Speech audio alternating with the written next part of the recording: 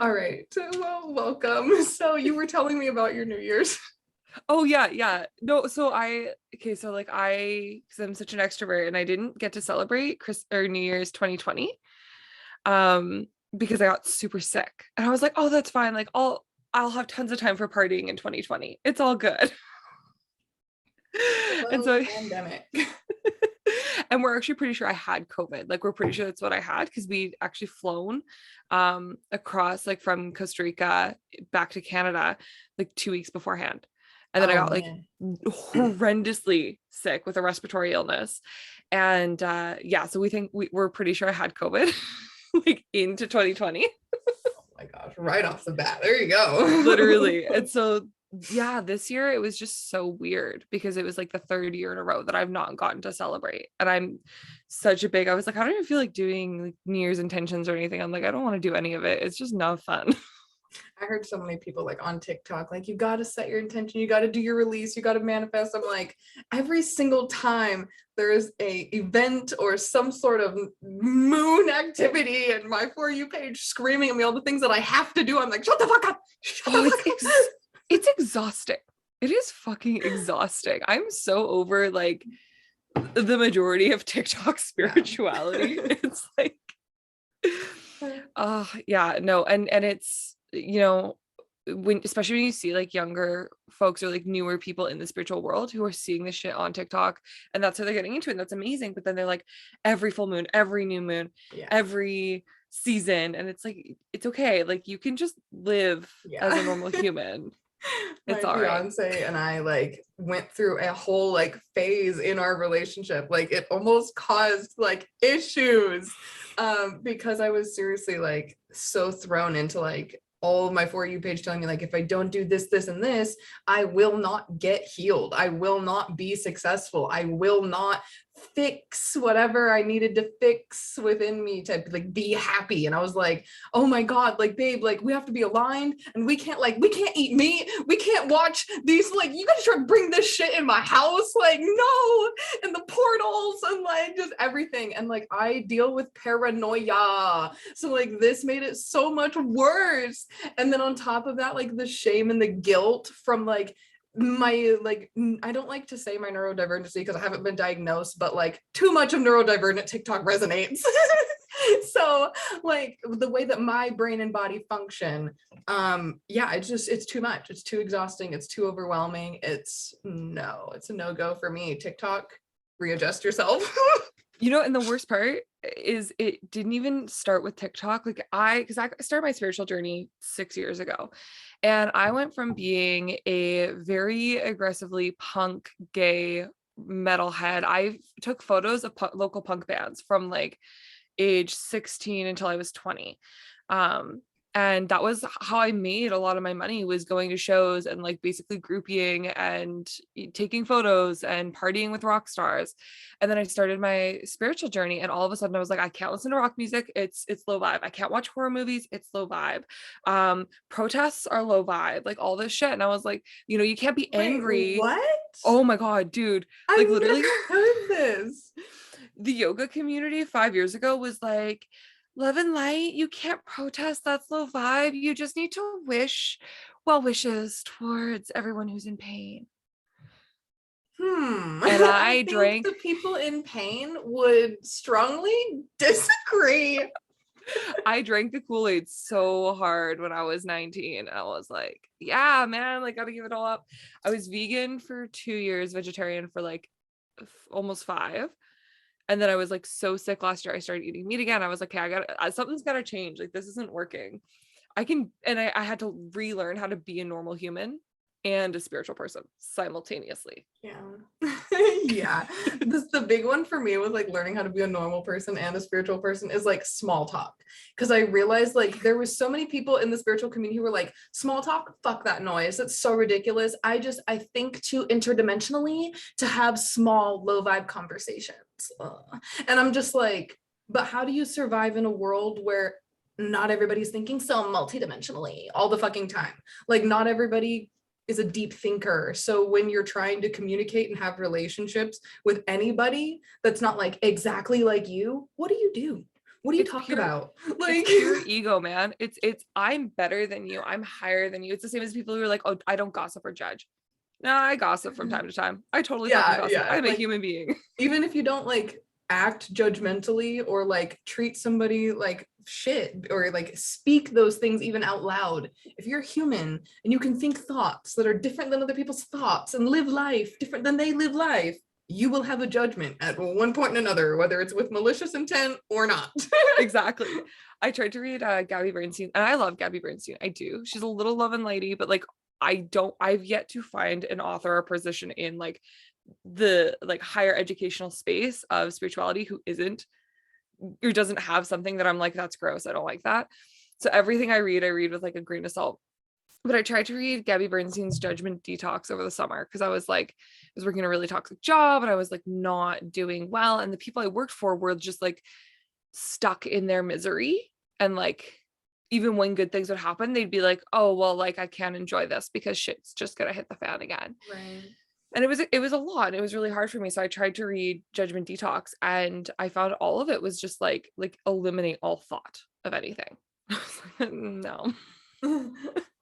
My brain over here immediately just saw like so many thoughts just pop up just from the idea of trying to eliminate thoughts. Right? Oh, fine, 10 more. Okay. Literally. Well, and this shit isn't made for people who with neurodivergency of any form, diagnosed or undiagnosed. And fun fact, almost all of us are neurodivergent. Neurotypical isn't really a thing. Yeah, what the fuck is typical or normal? Like, please give me a checklist, people. The amount of times I'll have conversations like, yeah, this and this and this are like neurodivergent things, and people like, oh, I need to diagnose this. And it's like, I mean, maybe, Yeah. or Some maybe people are, your like, brain totally is fine still a little not being funky. diagnosed. Yeah. All right. Well, there were a few things. I was, totally stalking your social medias, and I came up with a list of some questions.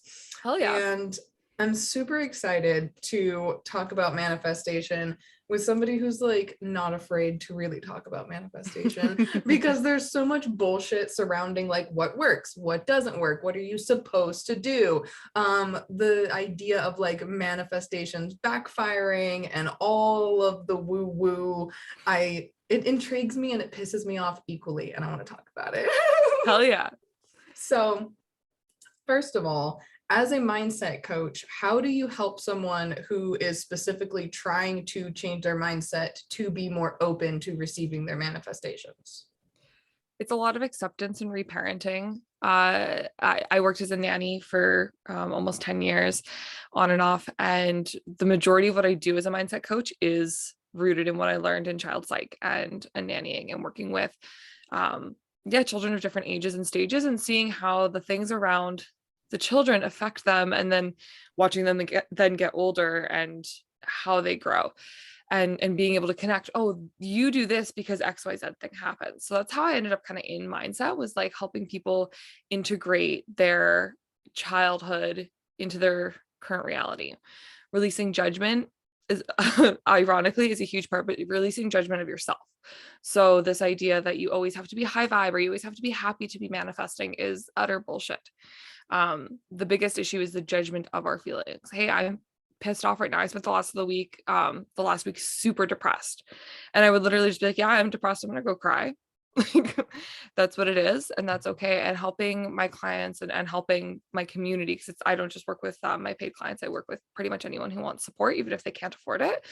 But working with individuals to help them accept their feelings, accept their experiences, release the idea that they need to be doing a certain way, that they need their life to look a certain way, as well as unpacking the like capitalism in the manifestation community. Like you don't need to be living in a skyrise in New York City with, 3 sports cars to be a successful manifester. I live in a dingy old ass apartment in the downtown of my community. I fucking love where I live, right? Like we pay $1,100 a month for rent, which is like stupid cheap where I live. I don't need to be a millionaire to be happy, but a lot of like capitalist manifestation teachings encourage that. And so then people get caught in this, like, I'm not good enough. I'm not manifesting enough. And that's a lot of what the mindset work is like, It doesn't matter what your life looks like. You're good enough, you're worthy, and you can receive anything. Yeah. Especially like as an entrepreneur, I've seen that a lot. You have to be, waking up feel like a boss bitch, to be a successful business owner. I'm like, I just personally, like, I'm literally just coming out of a month and a half where I had like no sales lives. I was not making any money, but still something in me, I was like, I'm not unsuccessful just because right now is a slow period. And that doesn't mean my manifestations aren't happening just because it's a slow period. I just kept pulling cards, at tower moment, rest and recoup. I'm like, okay, this is recharge time. Cause yeah, that entrepreneurship TikTok was all about, if you're not interacting with your following and you're not doing it X, Y, and Z every single day, like things are going to fall apart, manifestations will backfire, you're all this extra bullshit. And I'm like, I'm just trying to learn how to like work numbers and like show up for myself, mind, body, and soul, and the client. Like, I don't need all this extra, if you don't do this, all your manifestations for your business are going to fall through. So yeah, that was probably my biggest lesson of 2021 around manifestation. Oh, dude. Okay, the idea of manifestations backfiring is such nonsense. Like, that's not how this works. Like, all manifestation is being available for opportunities. That's all it is. Like, yeah, there's woo-woo in it, and depending on what your belief system is, you can believe on the more extreme sides of like literal magnetism versus just like getting ready to be ready, to quote Abraham Hicks, which, but but being ready to be ready, right? Putting yourself in situations where you're going to have opportunities, shooting your shot, right? Like, you and I connected because I was like, this dude has fucking thousands of followers. I got 300 at the time. I'm gonna shoot my shot. I love what Trinity has to say. Let's see if we can connect. And then we did. And now, we chat. It's We're cool. back. It's rad. Yeah. But manifestation is more about being able to take the risks on yourself than it is about like just, creating magic like fucking Harry Potter. Yeah.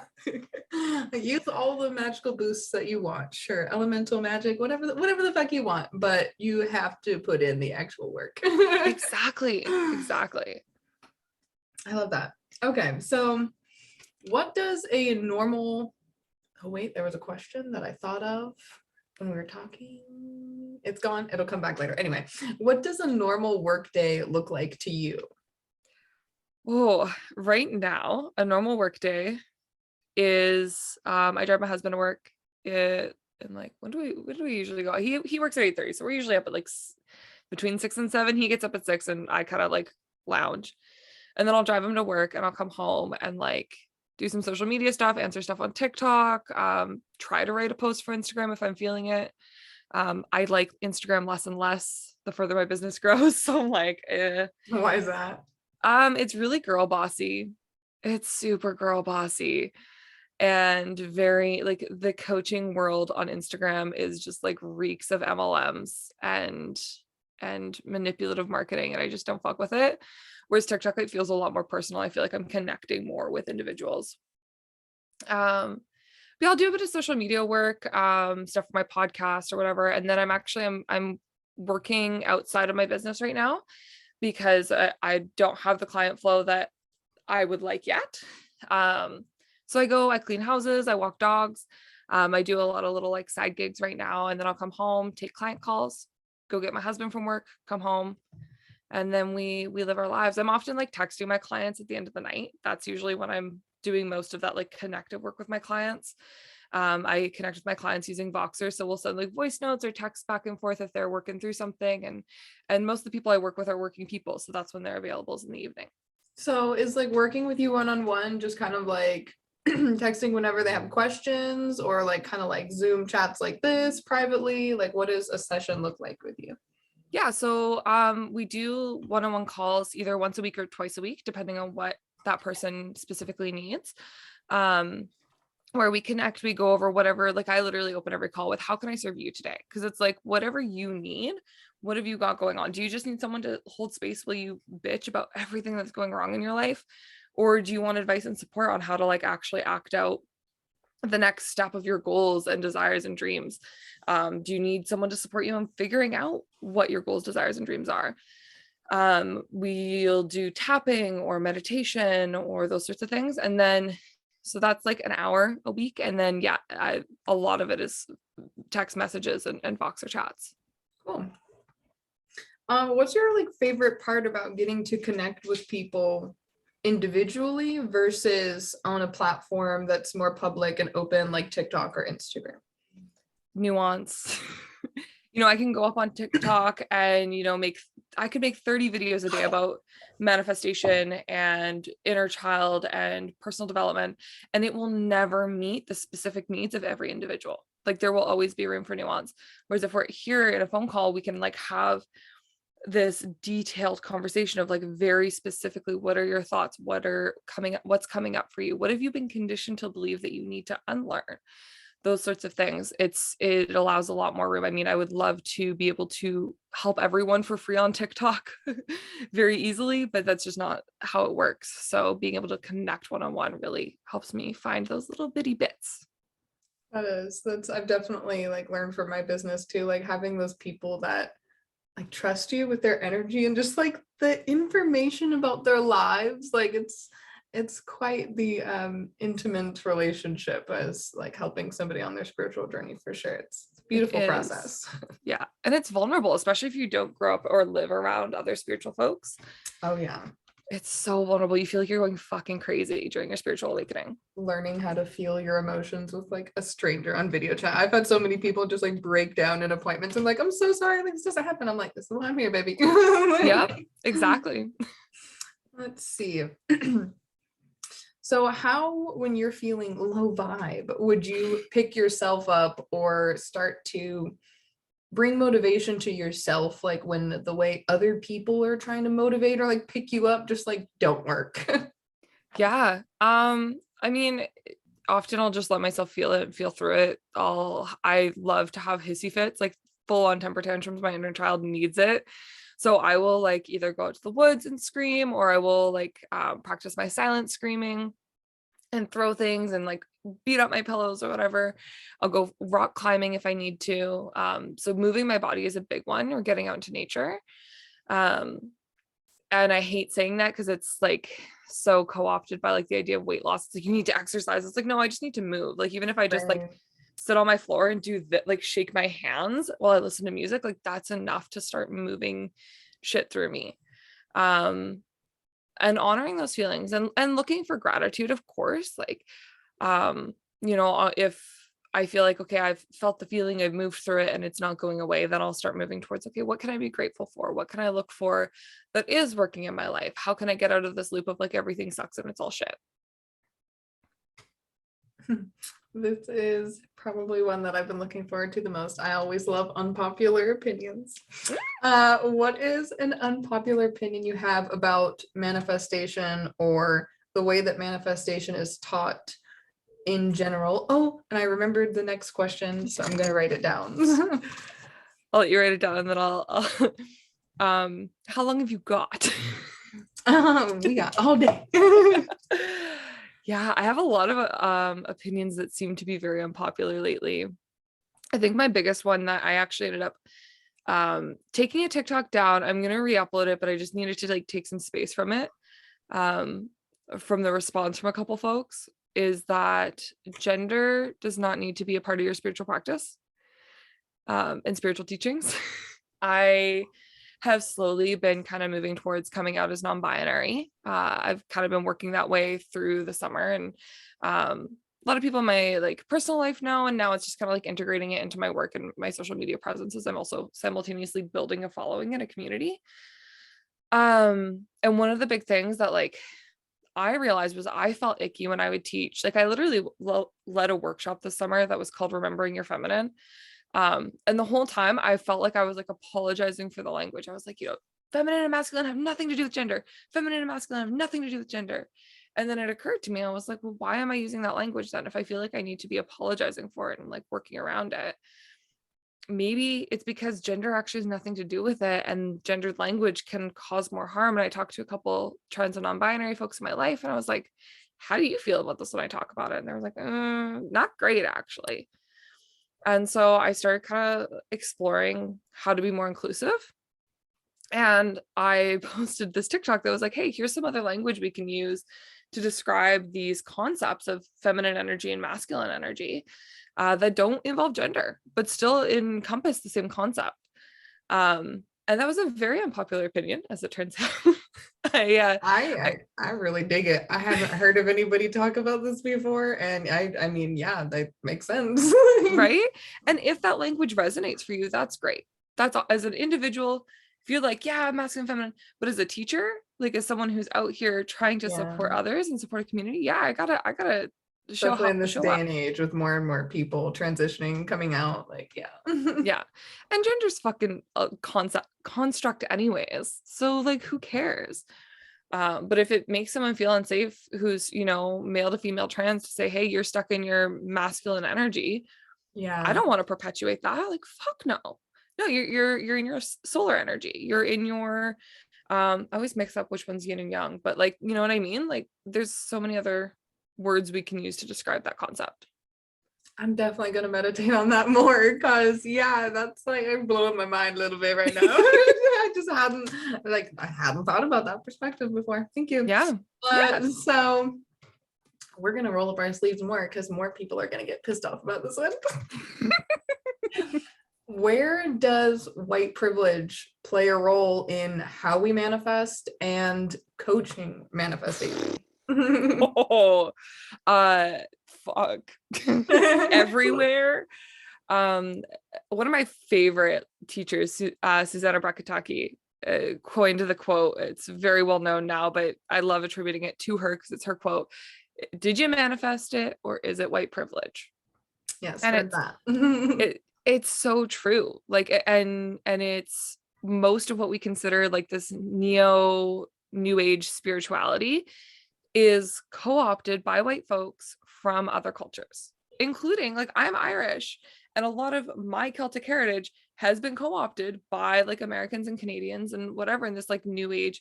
And it's our responsibility as white teachers and creators to acknowledge that and do the work and do the research and listen. Like the amount of things where I've taught something and then people are like, actually, hey, like, did you know that comes from here? And I'm like, oh shit, no, let me research it. Like, let me learn. But yeah, when it comes to manifestation, especially in the coaching world, the prices coaches charge, pure privilege, pure like capitalist.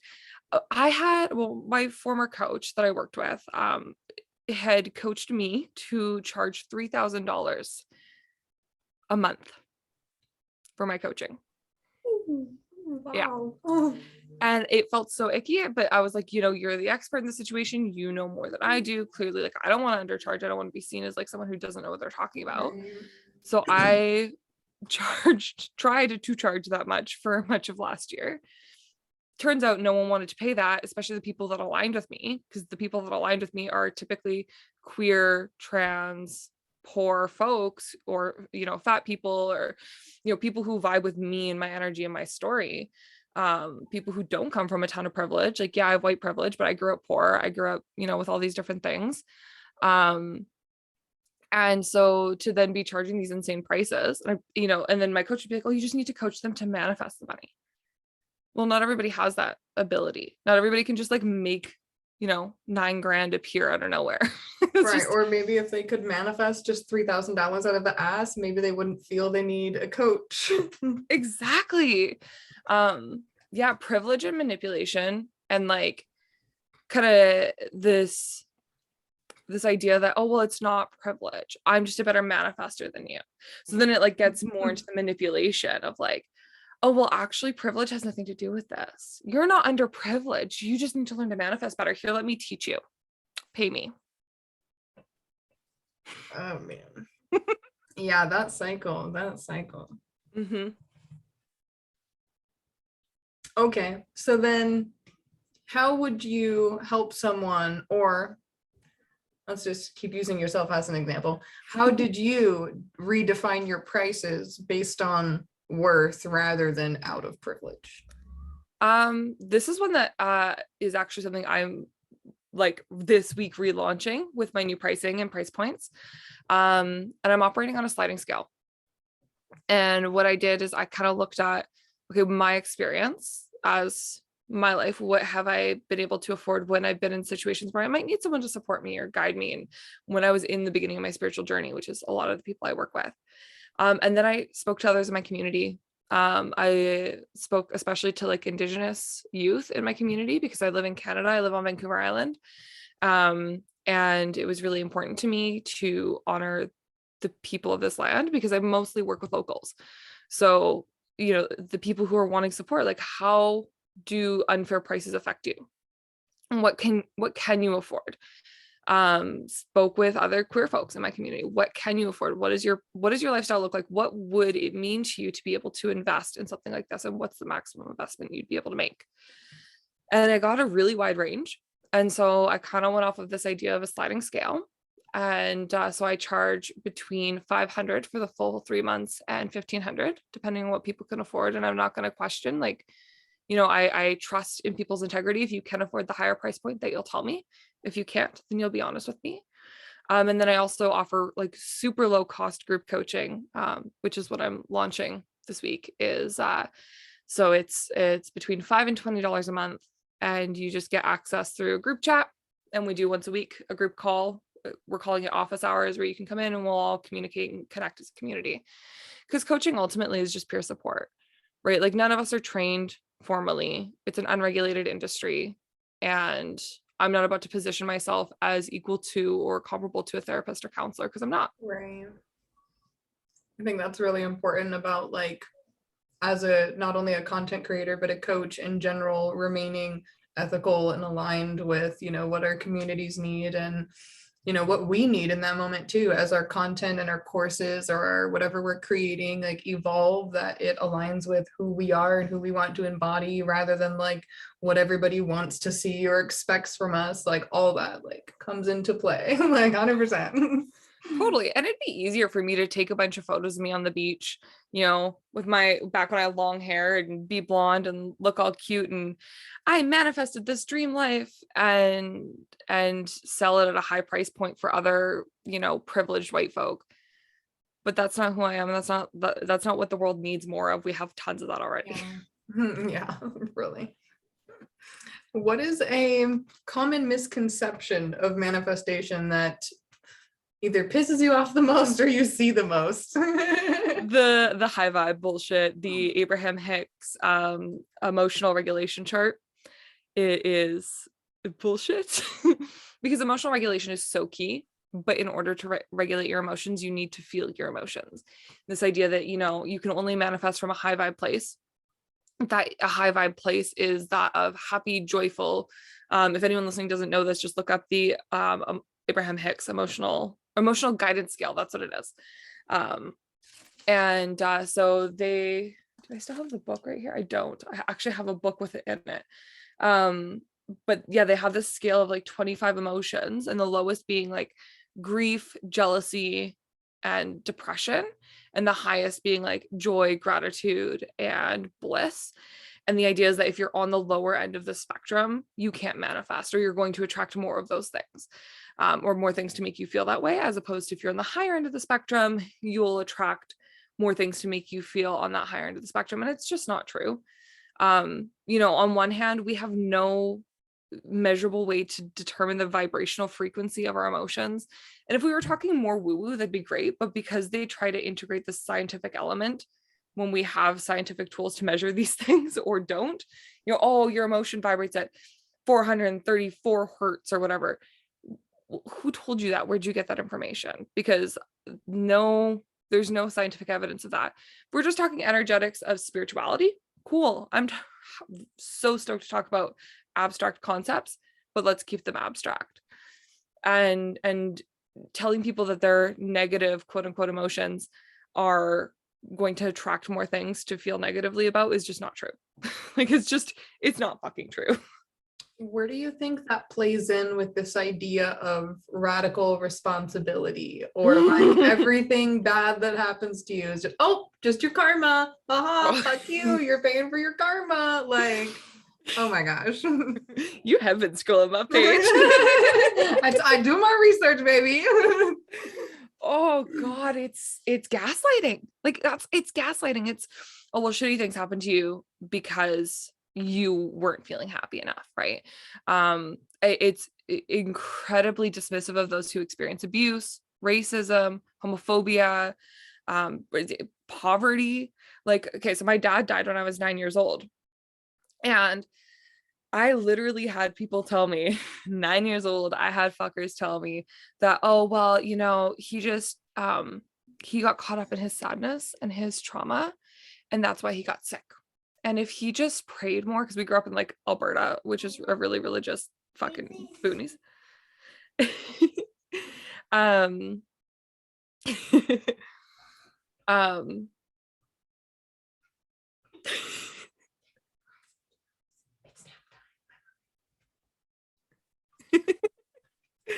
um, yeah, I had people legitimately tell me that if my dad just prayed more or if he was just happier, he wouldn't have gotten cancer. And when I say that fucked me up at 9 years old, I cannot overestimate how much that fucked me up. And I did play into this idea of radical responsibility and that everything you attract is your karma or everything you experience is your fault. But it completely negates the experience of others, right? And then I was sexually assaulted by my ex.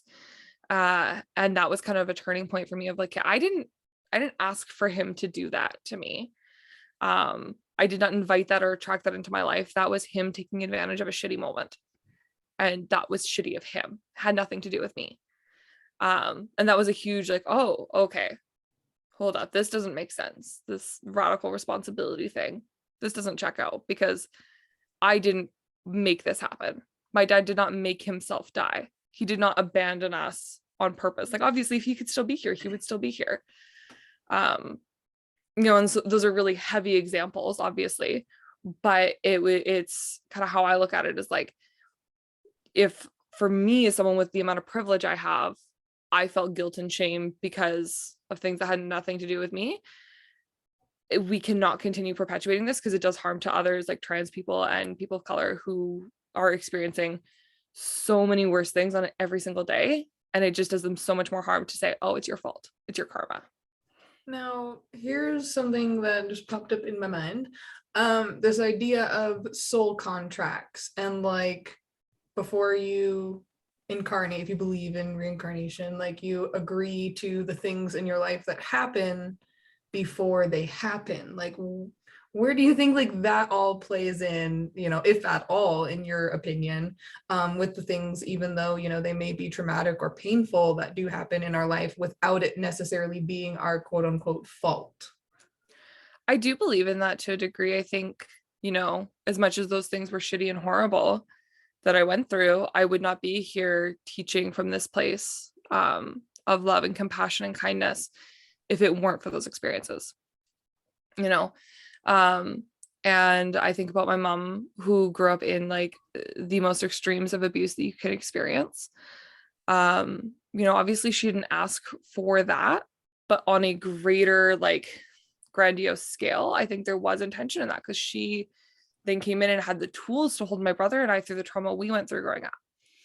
And that gave us the tools to now, for me, when I have kids, for my brother, as he carries on into life, to take those lessons and pass it on and be a representation of resilience and the ability to survive and thrive through the shit that happens in this world. So I do think there's a level of it that, yeah, whether it's our soul agrees to it on a contractual basis, whether it's, my mom always explained it to me and the way I've always believed it since I was a very young child is that our souls, generations upon generations upon generations ago were given lessons, and we continue to reincarnate until we've learned all of those lessons. And sometimes those lessons are going to come through hardship and pain and suffering.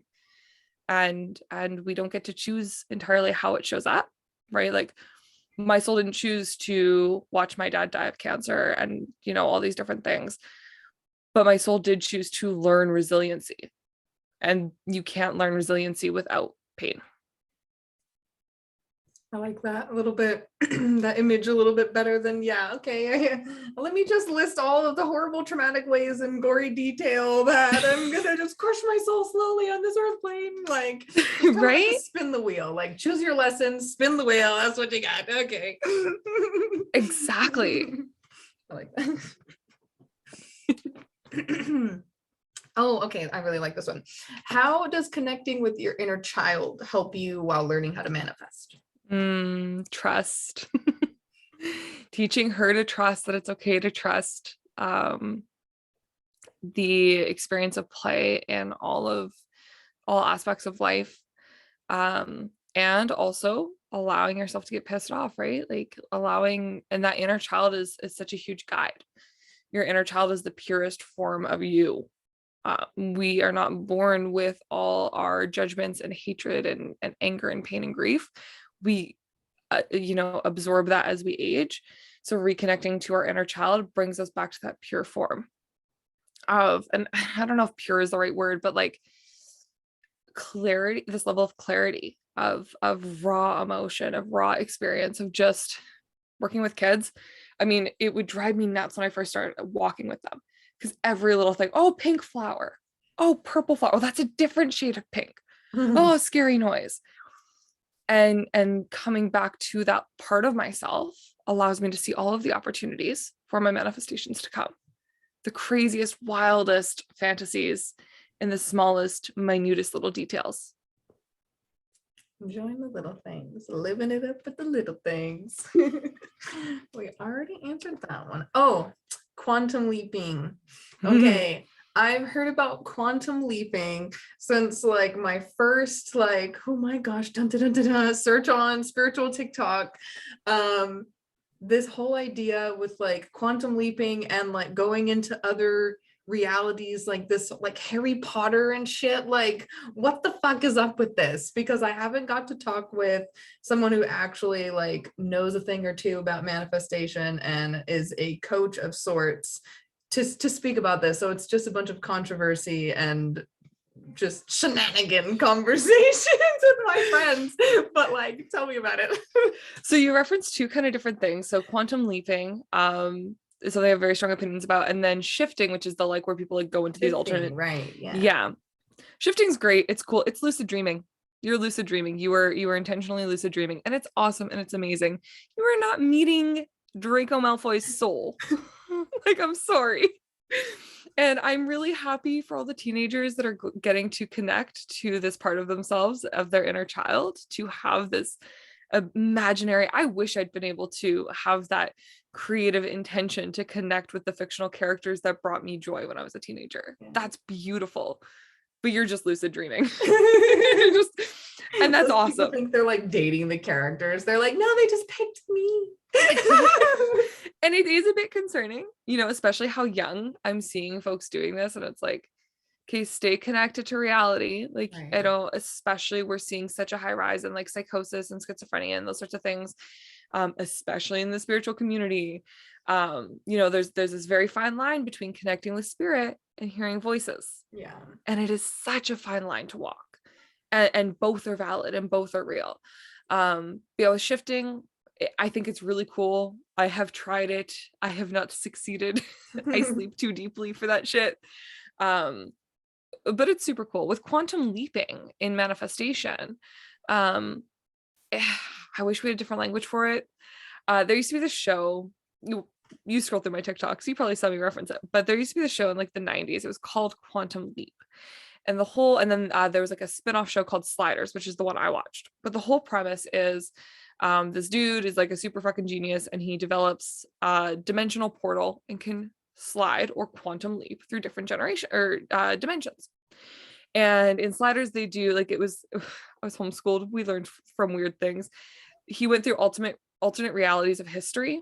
So like a world where penicillin was never invented, a world where Hitler won, a world where dinosaurs never died. And he went through and they, had to save the world in all these different alternate dimensions.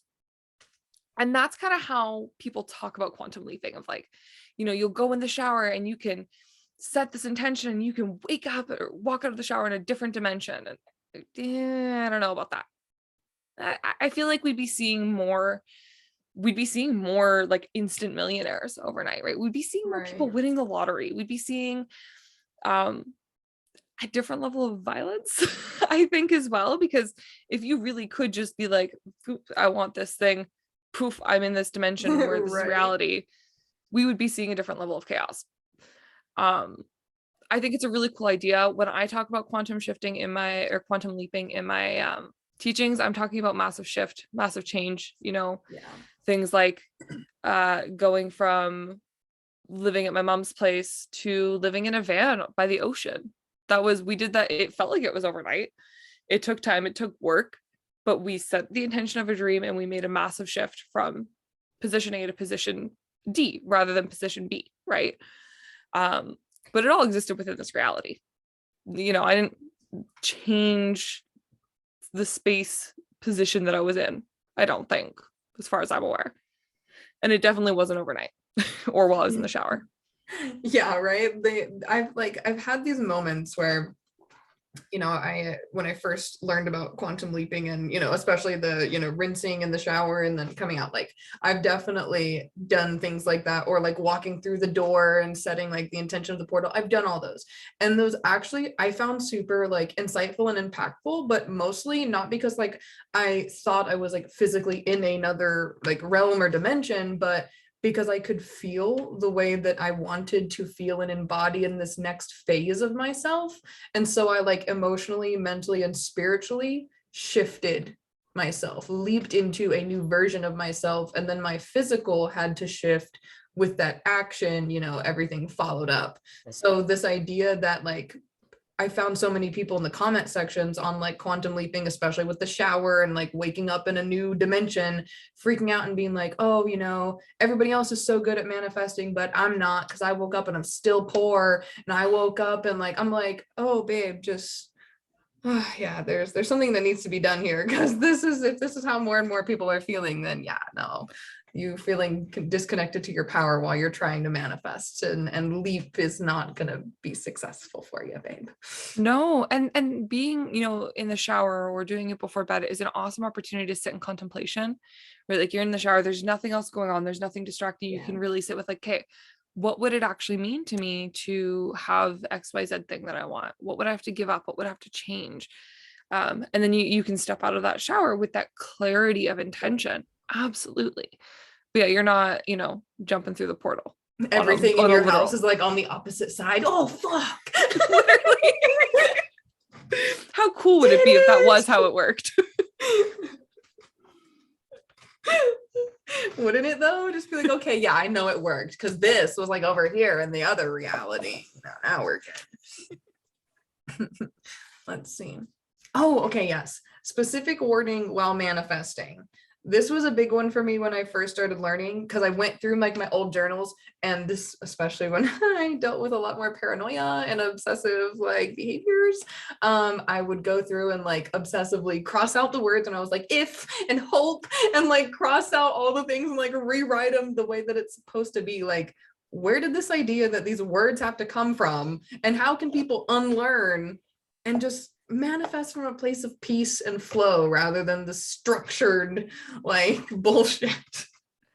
The idea, I have very strong opinions about where the idea came from, and I think it came from teachers and leaders who, like people like Abraham Hicks, or what's the other one, Joe Dispenza, who would say like, oh, you can manifest away cancer, for example. It's in my brain because we were talking about that earlier, but or you can manifest away poverty, for another example.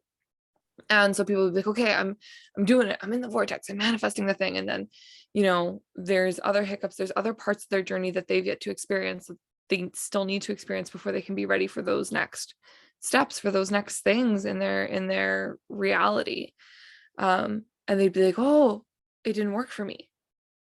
It didn't work for me. I don't think I can keep paying you for your books, your movies, your talks, your coaching, whatever, because I don't think I can manifest. Oh, no. The reason you're not manifesting isn't because I can't teach you how to manifest. It's because you're not using the right words. Be really specific. It's you, and it comes back to that radical responsibility. It's your fault you're not manifesting the thing. It's your fault that say a transgender person wants to come out and be fully accepted, and they come out and they're not fully accepted by the people in their life. Oh, well, it's your fault. You weren't using the right language when you were asking the universe for that. That was your fault, not mine. I didn't teach it wrong. right? Rather than just honoring that, like, maybe that wasn't part of your journey. Maybe there was something that was supposed to come out of that experience, of that horrible rejection that no one should have to experience. But maybe there's something in it for you that you're going to then take and carry into your story and into your journey. And like, I literally, as you were talking, I pulled up one of my old journals, because like this, I mean, your podcast can't see it, but like literally pages after pages of just thank you for, thank you for, thank you for, because I genuinely believed that there was no way I could manifest things if I wasn't grateful for every single possible thing. Instead of just honoring that, like, actually, yeah, that kind of sucked. That's okay. I want this thing. That's okay. I don't want this. That's okay. And it creates this idea, the hyperfixation on language can be really disempowering. Be really, I'm not good enough, clearly, when really it's a self-worth thing, right? You can say I want and still believe you're worthy, rather than I have. You can say I have and not feel like you're worthy of the thing. Or I can versus I am. I can do the thing, right? Like there's all these little like minute details, but really it comes down to your belief about yourself. And it doesn't matter what fucking language you're using at the end of the day. I was making a post on my on my page the other day, and I was just talking, just ranting, and then pressing record because I thought it was going to make sense when I played it back. And I was like, holy shit. I realized, I was like, I'm not supposed to be teaching people how to manifest all the biggest, best millionaire, like you said, like all the greatest, grandest, grandiose, bestest things you could have. It's about teaching people the foundation of how to get what you want based on, like you said, self-worth, filling those holes that we all look for in other people and other things externally, and teaching ourselves how to fulfill ourselves, how to give ourselves and allow ourselves to have help and love and kindness and compassion. And I get emotional talking about that shit, because like it's hard to learn how to let yourself experience those things, especially when everything, the world or your childhood or the experiences you have because the color of your skin tell you everything different. And then having people be told that your manifestations aren't coming true because it's your fault, and there's so much more to it than that through connecting with our shadow selves, especially the parts that we suppress and the parts that we tame, is going to be this surge in power in manifestation, I feel, for so many people in 2022. Yeah, dude. So like I'm excited to see how people start to overcome these limiting beliefs around their manifestations and start to see, like, if millionaire is your goal, great, go for it. You're going to get there one way or another based on learning your value. If living in a tiny home in the middle of the woods so you can have mushroom picnic dates with your lovers, like your thing, then like great, go live it up. Like traveling the world in a van with your cat, like sure, fuck it up, like whatever you want to do. It's just about experiencing life and feeling fulfilled and happy, and not letting the man or toxic motherfuckers or your past tell you what the fuck you can have and what you're allowed to be and what you're allowed to say, and like all the extra bullshit that the world tries to put you through, all these little hoops that are like this fucking big. They're like, yep, have fun with that. Like, no, we're just gonna expand that shit and just walk on through the big fuck you. Like that's just how I feel going into 2022. Dude, literally, one of the biggest things I ask my clients is like, especially ones who are like, I want to be a millionaire, I want these like super fancy bougie things. I'm like, okay, why do you want that? Like, genuinely, why do you want that? Not from a place of judgment, but like a genuine curiosity. Why do you want that? Do you want that because that's actually something you think will make you feel fulfilled?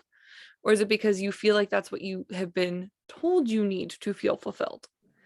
And I did that last year. I was like, my vision board in my workspace right now is like this super bougie apartment in Vancouver, and like my partner put a Tesla on there and like all this shit. And then we like sat down, we're like, what do we actually want? Oh, well, no, we want to just own property. We want to own property where I can swim naked and be self-sufficient and be in the woods and have 1,000 pets. You can't have 1,000 pets in a high rise in Vancouver. That's not gonna work. Yeah, talk about get specific, but people don't know what the fuck they're getting specific about. It's just, oh, if I see it over and over on my For You page and it matches with my Instagram hashtags, it must be what I want. It's like, And all these people look so happy with their rented Lamborghinis and their, whatever. Is that actually what's going to bring you joy? Or are you just going to be, stuck in the same loop of like, oh no, this isn't actually what I want or need? What not to makes your mention, soul feel there's on like, fire?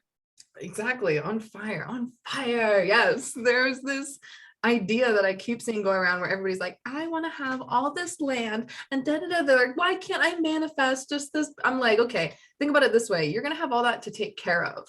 Do you even take care of the home, the perimeters of your, just pick one room? Do you take care of that? No, so that's probably why you're not manifesting your 40 fucking acres. Me talking about wanting like a huge urban garden on my patio and not being able to keep one plant alive. Oh, don't drag me through the coals like that. As my little plants out there sad and frozen. Sorry. It's just like peeking through the blinds at me right now. Help me. Like, my avocado tree is the first like edible, or soon one day will be edible thing that I've ever grown that has survived. It's survived 4 months now, and I'm like, keep growing. Just keep going. Just keep going. I'm gonna eat you. Grow. Have you ever seen any of my like motivational talks on my TikTok? I'm usually like speaking to my plants because they're usually behind my phone. That's like the best way though. Like how can you not just be happy talking to a little plant? Like you just want that little fucker to just grow and just prosper and thrive. Like absolutely share that same energy with your TikTok. 100%. Absolutely. I love that. Well, that was all the questions that I have for you. I have already filmed the intro part and I'm already going to do the whole exit part. So last but not least, like, what do you want to leave the people with? What do you want them to know about you or your services or just why you do what you do? Oh, that's such a good question. Yeah, I mean, I do this because I want everyone to, as many people as possible, to feel empowered and powerful and beautiful. Like I do a lot of work with radical self-love.